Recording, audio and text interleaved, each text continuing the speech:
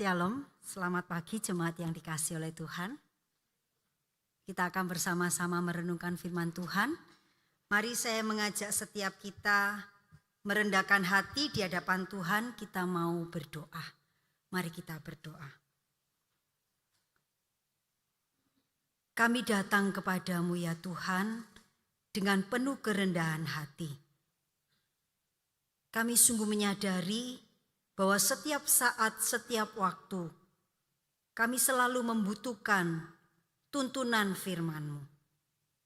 Untuk menolong kami menjadi anak-anak Tuhan yang hidup semakin serupa dengan Kristus.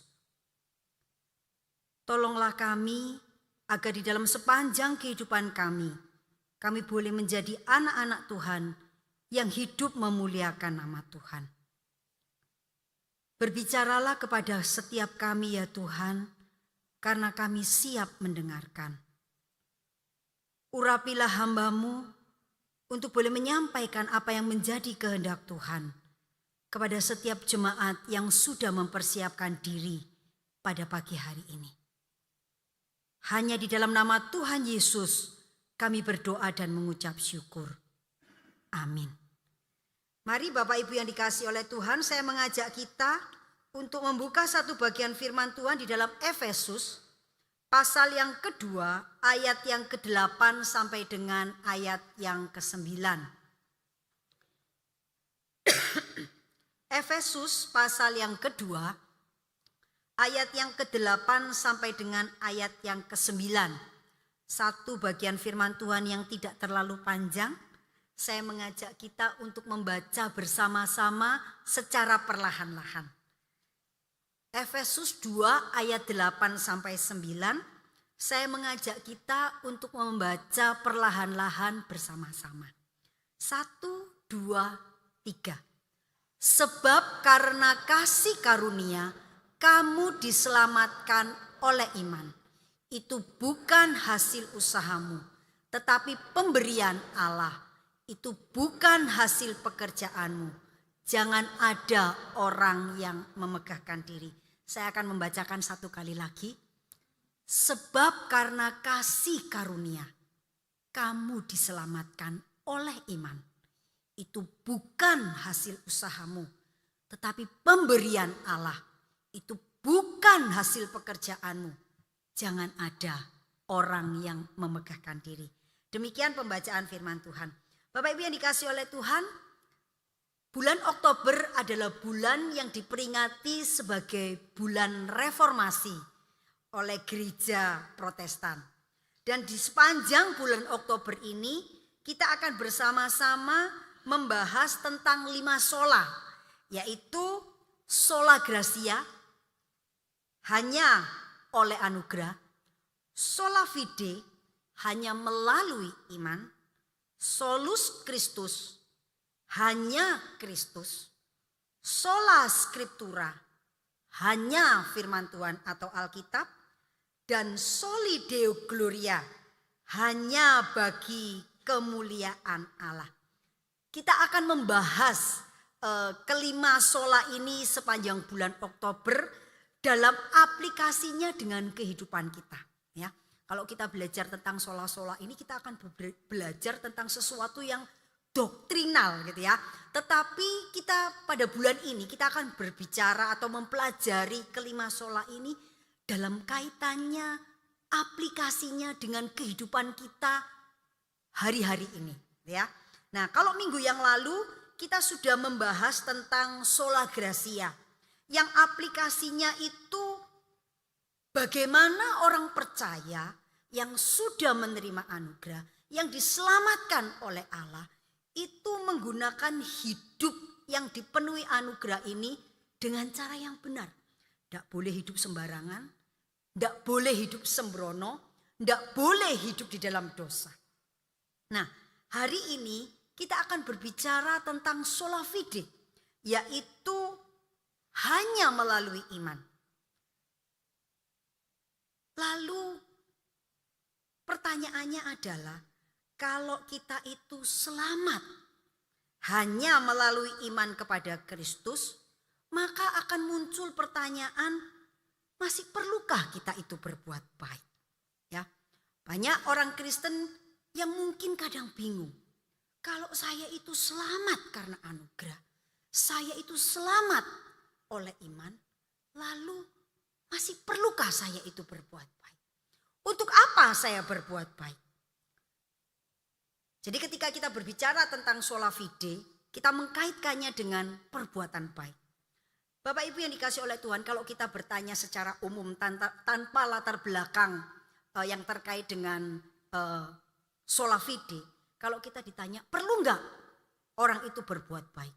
Saya yakin dan percaya setiap kita itu akan sepakat mengatakan bahwa kita manusia ini perlu berbuat baik. Harus berbuat baik. Tetapi sesungguhnya ada pertanyaan yang jauh lebih penting daripada hanya sekedar pertanyaan, apakah saya perlu berbuat baik? Masih perlukah saya berbuat baik? Pertanyaan yang jauh lebih penting untuk dijawab adalah, sebenarnya untuk apa saya melakukan perbuatan baik? Untuk apa saya melakukan kesalehan hidup? Apa yang mendasari saya berbuat baik? Apa yang mendasari saya melakukan kesalehan hidup? Apa yang memotivasi saya? Apa yang menggerakkan saya sehingga saya itu melakukan perbuatan baik atau melakukan kesalehan hidup? Karena dasar atau pemahaman yang benar tentang dasar dan motivasi di dalam kita melakukan kesalehan hidup atau perbuatan baik, itu akan membuat kita melakukannya dengan cara yang benar dan dengan tujuan yang benar. Nah Bapak Ibu yang dikasih oleh Tuhan, minggu ini kita berbicara tentang motivasi apa yang mendorong kita ketika kita itu mengerjakan hal yang baik. Nah Bapak Ibu yang dikasih oleh Tuhan, ketika kita berbicara tentang saved by grace alone, through faith alone, itu seringkali kita itu rancu ya, agak bingung. Apa bedanya diselamatkan hanya oleh anugerah, hanya melalui iman, ya. Nah, Bapak Ibu yang dikasih oleh Tuhan, ketika kita berbicara diselamatkan oleh anugerah, sola gratia, saved by grace alone, kemudian ketika dikaitkan dengan hanya melalui iman, itu sebetulnya kita berbicara tentang, ketika berbicara tentang sola gratia, itu kita berbicara tentang dari mana sebetulnya keselamatan itu datang. Dan ketika kita bicara sola fide, itu kita berbicara melalui apa kita itu beroleh anugerah. Jadi ketika kita itu berbicara sola gratia, itu kita berbicara dari mana keselamatan itu datang. Yaitu anugerah dari Allah semata. Keselamatan itu pemberian Allah semata-mata. Seperti firman yang kita baca di dalam Efesus. Karena kasih karunia kamu diselamatkan. Berarti kasih karunia itu, keselamatan itu adalah karunia yang berasal dari Allah semata-mata. Keselamatan itu tidak bisa kita dapatkan dari pihak manapun. Dari siapapun. Kecuali dari Allah, sumber keselamatan yang sejati. Jadi ketika kita bicara sola gratia, hanya anugerah, itu kita bicara dari sumber keselamatan itu dari mana? Hanya dari Allah yang diberikan sebagai anugerah. Dan ketika kita bicara sola fide, itu kita berbicara tentang melalui apa kita itu selamat? Hanya melalui iman. Tidak ada cara yang lain. Tidak ada perbuatan apapun yang bisa dilakukan manusia yang melaluinya Allah itu akan memberikan keselamatan kepada kita. Tidak ada sesuatu pun yang bisa, yang pantas, yang berharga, yang dilakukan oleh manusia yang kepadanya Allah itu kemudian memberikan upah keselamatan sebagai gantinya. Di dalam seluruh Alkitab itu dikatakan dengan jelas, ketika manusia itu ada di dalam dosa, tidak ada sesuatu pun yang ia lakukan itu yang pantas untuk ditukar dengan anugerah Allah. Jadi untuk mendapatkan anugerah Allah itu hanya melalui iman. percaya kepada Yesus. Percaya bahwa melalui Kristus sajalah anugerah itu akan kita terima. Jadi Bapak Ibu yang dikasihi oleh Tuhan, anugerah keselamatan itu berasal dari Allah. Dan kita terima hanya melalui iman kepada Yesus Kristus. Tidak ada cara lain, tidak ada prasyarat lain yang diberikan, yang ditentukan Allah untuk kita bisa menerima anugerah. Kalau mau terima keselamatan, hanya melalui percaya, beriman kepada Yesus. Nah Bapak Ibu yang dikasihi oleh Tuhan, jadi bagian ini menyatakan dengan jelas kepada kita. Perbuatan baik yang kita lakukan itu tidak akan pernah bisa membawa kita memperoleh anugerah keselamatan. Karena perbuatan baik yang kita lakukan ketika kita masih di dalam dosa, itu tidak pernah ada artinya di hadapan Allah. Karena manusia sesungguhnya tidak pernah punya kemampuan untuk melakukan yang baik di hadapan Allah. Karena manusia ketika jatuh di dalam dosa, seluruh aspek hidupnya itu sudah rusak oleh dosa. Tidak punya lagi kemampuan untuk melakukan apa yang menjadi kehendak Allah. Karena itu di dalam Yesaya pasal 64 ayat 6 itu dikatakan dengan sangat jelas. Demikianlah kami ini seperti seorang najis. Dan segala kesalehan kami itu seperti kain kotor. Kami sekalian menjadi layu seperti daun dan kami lenyap oleh kejahatan kami seperti daun dilenyapkan oleh angin. Jadi sampai pada titik ini sudah sangat jelas bahwa untuk mendapatkan anugerah keselamatan dari Allah tidak ada cara lain, tidak ada prasyarat yang lain selain kita itu beriman, percaya kepada Yesus. Sola gratia. Sola fide, selamat hanya karena anugerah dari Allah dan mendapatkannya hanya lewat iman kepada Yesus. Nah Bapak Ibu yang dikasihi oleh Tuhan, di dalam proses menerima keselamatan dari Allah, itu ada dua hal yang dilakukan Allah di dalam hidup kita. Ketika kita itu selamat oleh anugerah Allah melalui iman kepada Yesus Kristus. Ada dua proses yang Allah kerjakan di dalam hidup kita sebagai manusia.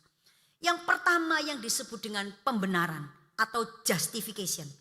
Dan yang kedua adalah proses pengudusan atau yang disebut sanctification. Nah Bapak Ibu yang dikasihi oleh Tuhan, apa yang dimaksud dengan pembenaran? Apa yang dimaksud dengan pengudusan? Kita akan belajar secara perlahan-lahan kedua hal. Bapak Ibu yang dikasihi oleh Tuhan, ketika kita itu percaya kepada Yesus, memperoleh anugerah keselamatan dari Allah melalui Yesus Kristus, maka pada titik itu kita akan mengalami apa yang disebut dengan justification atau pembenaran. Pembenaran itu artinya adalah bahwa kita orang yang berdosa oleh karena karya Allah melalui Yesus Kristus, kita yang berdosa ini kemudian diampuni dosanya, dianggap benar dan memperoleh hidup yang kekal. Perhatikan kata dianggap benar. Jadi sebetulnya kita itu enggak ada benar-benarnya sedikit pun. Kita itu manusia yang berdosa dalam seluruh aspek hidup kita. Tetapi ketika kita itu percaya kepada Yesus, maka di hadapan Allah, kita yang orang berdosa ini dianggap benar oleh karena kebenaran Kristus. Ketika menghadap Allah, kita yang orang berdosa ini berdiri di belakang kebenaran Kristus. Sehingga kita yang berdosa ini dilihat oleh Allah, dianggap oleh Allah sebagai orang yang benar. Karena itu kita butuh beriman kepada Kristus untuk membenarkan kita.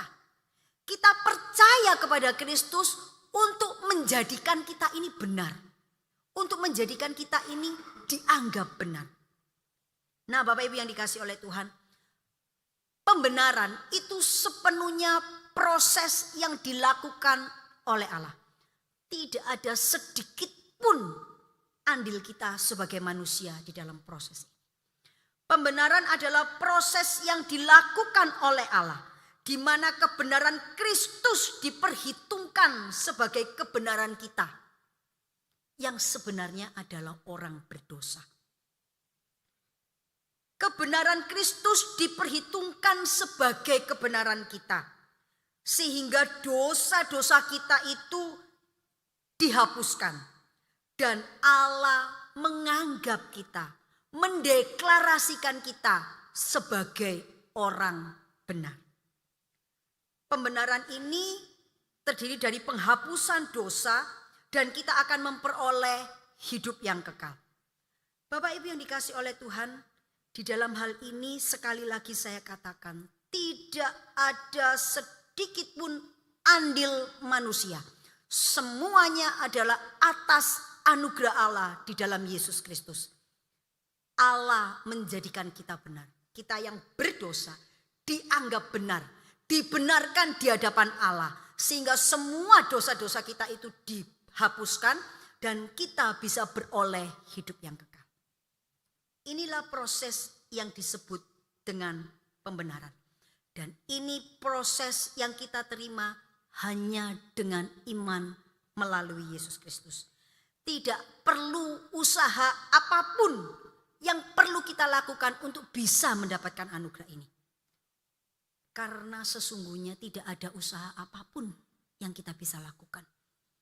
Itu benar-benar anugerah Allah, pemberian Allah.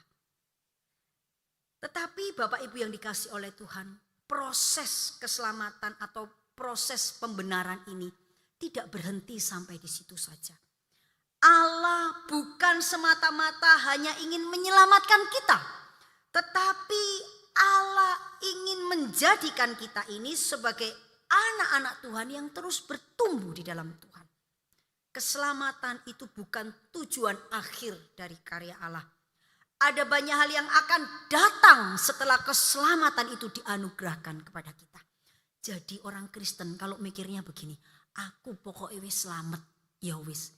Itu sebetulnya adalah cara berpikir yang salah. Kalau kita ini orang Kristen yang sudah diselamatkan, kita harus tahu bahwa setelah keselamatan yang saya terima itu ada proses yang masih Allah lakukan. Allah belum selesai dengan hidupku. Masih ada pekerjaan yang Allah lakukan dengan hidupku untuk membuat aku melakukan sesuatu yang lain. Jadi Bapak Ibu yang dikasihi oleh Tuhan, pembenaran itu adalah proses yang dilakukan oleh Allah. Sekali seumur hidup kita. Kita yang tadinya orang berdosa dianggap benar dan sekarang menjadi orang yang benar. Nah tetapi Bapak Ibu yang dikasihi oleh Tuhan, ketika kita itu sudah dianggap benar, sesungguhnya kenyataannya kita belum tentu sungguh-sungguh benar. Betul? Ketika kita itu dibenarkan oleh Allah, secara hukum kita orang benar. Tetapi secara kenyataan kita masih belum hidup benar. Karena itu Allah melakukan proses yang berikutnya yang disebut dengan pengudusan. Proses pembenaran itu adalah proses yang dilakukan Allah sepenuhnya. Tidak ada campur tangan kita sama sekali. Tidak ada jasa kita sama sekali yang diberikan hanya karena anugerah. Tetapi ketika masuk di dalam proses yang disebut pengudusan. Ini adalah proses yang dikerjakan Allah di dalam hidup kita. Di mana membutuhkan respon dari kita sebagai manusia. Proses pengudusan adalah proses perubahan bertahap yang mencakup menanggalkan manusia lama dan mengenakan manusia baru di dalam Kristus. Proses untuk semakin hari semakin menyerupai Kristus. Proses untuk menjadikan kita benar-benar orang yang kudus dan benar secara kenyataan. Kalau proses pembenaran itu bicara tentang status. Status orang berdosa yang oleh kasih karunia Allah itu diubah statusnya menjadi orang benar. Tetapi kondisi nyatanya belum sungguh-sungguh benar. Ada proses yang Allah lakukan dan kerjakan dalam hidup kita sampai akhirnya kita ini jadi orang benar. Perilakunya benar, kelakuannya benar, mikirnya benar, kenyataan hidupnya benar dan melakukan sesuatu yang benar. Itulah yang disebut dengan proses pengudusan. Dan di dalam proses pengudusan ini, Allah membutuhkan respon kita sebagai manusia. Dan proses ini adalah proses yang dilakukan secara progresif, terus menerus.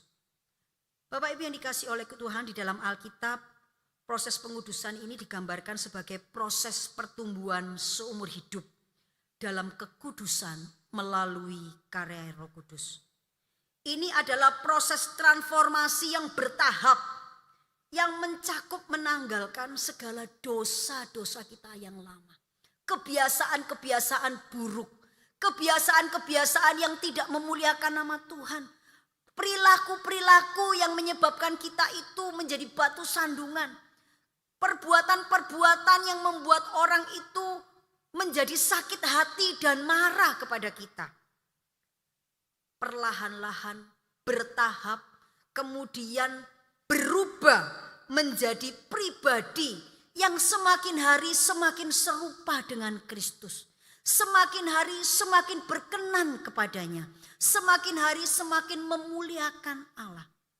Ada sebuah proses yang dilakukan oleh Allah di dalam hidup kita terus menerus. Tetapi proses ini tidak bisa berjalan dengan baik kalau kita itu tidak merespon dengan sungguh-sungguh. Di dalam proses pengudusan ini menuntut tanggung jawab kita. Kita tidak bisa mengatakan proses pengudusannya Allah nggak jalan di dalam hidupku. Allah kerjanya kurang keras di dalam hidupku. Aku dari dulu gini, yo sekarang saya pancet gini. Bapak Ibu yang dikasih oleh Tuhan, di dalam proses pengudusan kita punya tanggung jawab besar. Proses pembenaran itu tanggung jawab Allah. Sudah Allah lakukan secara sempurna dalam hidup kita. Dan ketika di dalam proses pengudusan ada bagian dari tanggung jawab kita. Itu proses yang dikerjakan oleh Allah. Kita tidak akan mampu melakukan dengan kekuatan kita sendiri. Tetapi bukan berarti kemudian kita meletakkan tanggung jawab itu di tangan Allah. Dan seolah-olah kita ini pasrah saja. Dan kalau tidak terjadi sesuatu yang baik itu salahnya Allah. Kalau tidak terjadi perubahan di dalam hidup kita, itu salah kita. Bapak Ibu yang dikasihi oleh Tuhan, pengudusan merupakan proses pertumbuhan yang berlanjut, terus menerus di dalam hidup kita. Semakin hari kita semakin serupa dengan Kristus. Proses ini dikatakan progresif. Artinya apa? Semakin hari semakin baik. Semakin hari semakin meningkat. Nah Bapak Ibu yang dikasihi oleh Tuhan, di dalam grafik kita sebagai orang percaya, itu kita mungkin tidak bisa punya grafik rohani itu yang dari bawah terus lurus kenceng, naik terus. Nggak bisa. Tetapi paling tidak grafik kita itu kalaupun naik terus ada turunnya sedikit, naik lagi, turun lagi. Ada naik, turunin nemen, naik lagi, naik. Tapi kalau dilihat pada akhirnya atau di dalam prosesnya sampai hari ini kita akan melihat, dulu aku di titik sini. Sekarang jalannya sudah di titik ini. Meskipun di sini ini grafiknya naik turun karena kita masih berjuang, kita masih bergulat, kita membutuhkan Tuhan menolong kita. Ini mungkin naik turun. Tapi ini grafiknya pada akhirnya itu ada proses perubahan. Jangan jadi orang Kristen yang grafiknya itu naik turun, tambah lama tambah turun. Atau naik turun. Kemudian kalau dilihat itu ternyata pancet. Dari titik sini ke titik sini tetap. Kalau dulu di titik 1 naik turun 10 tahun tetap di titik 1. Paling tidak naik turun. Kalau dulu titik 1 sekarang di titik 5. Bapak Ibu yang dikasih oleh Tuhan, Calvin mengatakan bahwa proses pengudusan itu harus menyertai pembenaran di dalam orang percaya. Jadi ketika kita sudah dibenarkan, kita tidak mungkin mengalami pengudusan sebelum dibenarkan. Ini adalah urutan, tidak bisa dibalik. Oh saya dikuduskan dulu baru dibenarkan, nggak bisa. Kita harus dibenarkan dulu baru bisa masuk dalam proses pengudusan. Nah di dalam proses pengudusan inilah kemudian kita ditolong untuk memiliki perilaku hidup yang baik. Kita ditolong oleh Allah, dimampukan, diajar melalui firman Tuhan. melalui ibadah, melalui komunitas, melalui persekutuan kita dengan orang percaya. Kita diajar, kita dididik, kita ditolong untuk kemudian semakin hari semakin serupa dengan Kristus. Di dalam proses pengudusan ini, kita membutuhkan banyak pihak untuk menolong kita. Sehingga kita boleh mengalami hidup yang semakin hari semakin serupa dengan Kristus. Bapak Ibu yang dikasihi oleh Tuhan, perbuatan baik itu adalah bagian dari proses pengudusan yang kita alami. Jadi kalau ada perbuatan baik yang kita lakukan di dalam hidup kita, itu adalah buah dari pengudusan yang Allah kerjakan di dalam hidup kita. Jadi perbuatan baik yang kita lakukan itu bukan dengan tujuan atau motivasi untuk mendapatkan keselamatan. Karena kita selamat hanya karena oleh iman kepada Yesus Kristus. Tetapi perbuatan baik itu perlu kita lakukan sebagai bukti proses pengudusan yang sedang terjadi di dalam hidup kita.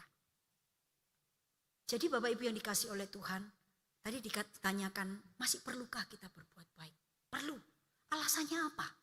Alasannya adalah bahwa perbuatan baik yang saya kerjakan, perbuatan baik yang saya lakukan adalah bagian dari proses pengudusan yang sedang Allah kerjakan di dalam hidup saya. Jadi kalau hidup kita itu tidak pernah melakukan sesuatu yang baik dan memuliakan nama Tuhan, kita itu perlu bertanya dan memohon kepada Tuhan. Tuhan, tolong saya, bimbing saya, mampukan saya untuk bisa melewati proses pengudusan ini sehingga hidup saya itu menjadi hidup yang memuliakan nama Tuhan. Jadi berkat, kata-kata saya itu memuliakan Tuhan, tidak menyakiti orang lain. Hidup saya itu menjadi berkat dan memuliakan nama Tuhan. Perbuatan baik yang muncul di dalam hidup kita itu adalah bagian dari proses pengudusan yang sedang Allah kerjakan. Jadi motivasi kita melakukan perbuatan baik itu adalah ekspresi iman kita. Bapak Ibu yang dikasihi oleh Tuhan, ketika kita bicara iman, saya beriman kepada Yesus Kristus. Ketika saya berkata kepada Bapak Ibu yang dikasihi oleh Tuhan, saya ini beriman kepada Yesus Kristus. Bapak Ibu bisa lihat iman saya? Bapak Ibu gak bisa lihat iman saya. Itu adalah sesuatu yang esensi, tidak kelihatan. Tetapi perbuatan baik, pekerjaan baik, perilaku baik, kesalehan hidup yang dilakukan, itu menjadi ekspresi iman kita. Orang bisa melakukan perbuatan baik bukan didasari iman kepada Kristus. Tetapi orang yang beriman kepada Kristus itu akan muncul ekspresi imannya melalui perilaku hidupnya. Iman itu esensi, perbuatan baik itu ekspresi. Karena itu Yakobus mengatakan iman tanpa perbuatan adalah mati. Kalau kamu mengatakan kamu punya iman, tetapi perbuatanmu tidak menunjukkan kamu beriman, imanmu itu mati. Kalau kamu mengatakan kamu beriman, ekspresi imanmu itu nyata di dalam perbuatan baik. Imanmu itu hidup. Imanmu itu nyata di dalam perilakumu. Jadi Bapak Ibu yang dikasihi oleh Tuhan, ketika kita itu melakukan perbuatan baik dan kesalehan hidup di dalam hidup kita, itu adalah bagian dari proses pengudusan yang sedang Allah kerjakan. Dan itu menjadi ekspresi iman kita. Cara kita menyatakan iman kita adalah melalui perilaku yang berkenan kepada Tuhan. Bapak Ibu yang dikasihi oleh Tuhan, mungkin saat ini ada di antara kita yang masih terus bergumul, yang masih terus berjuang agar proses pengudusan Allah di dalam hidup kita itu bisa berjalan seperti yang Allah kehendaki dan Allah rindukan. Agar proses pengudusan dalam hidup kita itu dapat terus berlangsung, maka kita itu harus melekat pada sumbernya, yaitu Kristus. Kita tidak akan punya cukup kekuatan, kita tidak akan punya cukup kemampuan untuk bisa menjadi lebih baik, semakin berkenan kepada Tuhan, kalau kita tidak melekat kepada sumbernya, yaitu Tuhan Yesus Kristus. Karena itu Bapak Ibu yang dikasih oleh Tuhan, di dalam kehidupan kerohanian kita senantiasa butuh memiliki hubungan pribadi dengan Tuhan. Selalu terhubung dengan sumbernya, supaya proses pengudusan itu terus terjadi di dalam hidup kita. Dan semakin hari kita boleh menjadi semakin serupa dengan Kristus. Bapak Ibu yang dikasih oleh Tuhan, ada 2 kutipan yang ditulis oleh reformator yang akan menjadi closing atau penutup di dalam pemberitaan firman Tuhan hari ini.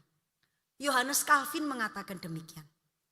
Manusia yang dibenarkan wajib menampakkan imannya dalam perbuatan-perbuatan yang berkenan kepada Allah.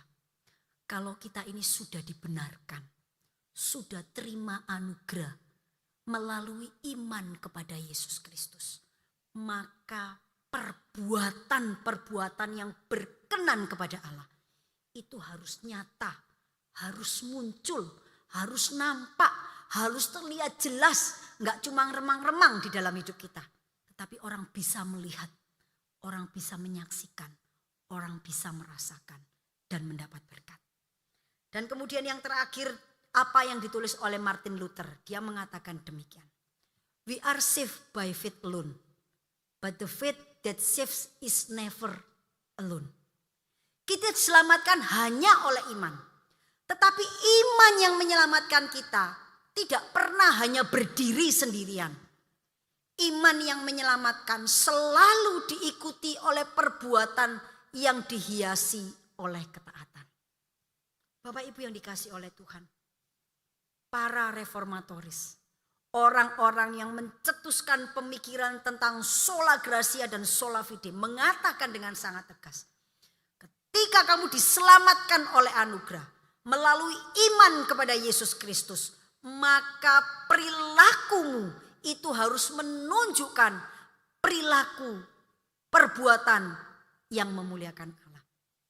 Iman yang menyelamatkan kita, hanya iman yang menyelamatkan kita. Tetapi iman yang menyelamatkan kita tidak pernah berdiri sendiri.